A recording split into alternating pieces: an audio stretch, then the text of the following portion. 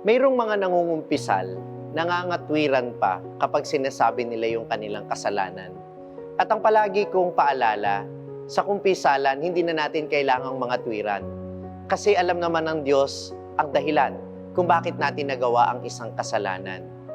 Ang importante, aminin lang natin na tayo'y nagkamali at sigurado namang tayo'y magkakamit ng kanyang kapatawaran. Ngayong Semana Santa, hindi natin pinagninilayan lamang ang kanyang kamatayan para tayo ay maawa sa kanya. Hindi kailangan ni Jesus ang ating awa. Tayo ang nangangailangan ng kanyang awa. Kaya naman ngayong Semana Santa, sana'y magkaroon tayo ng lakas ng loob para magkumpisal. At tandaan natin, hindi natin kailangan mga tuwiran sa Panginoon dahil siya na ang naunang nangatwiran para sa atin.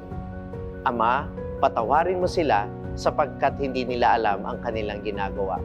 Alam ni Jesus na sa mga pagkakataong tayo'y nagkakasala, nawawala tayo sa ating mga sarili. Kaya ngayon, magbalik loob tayo at sama-sama nating dasalin.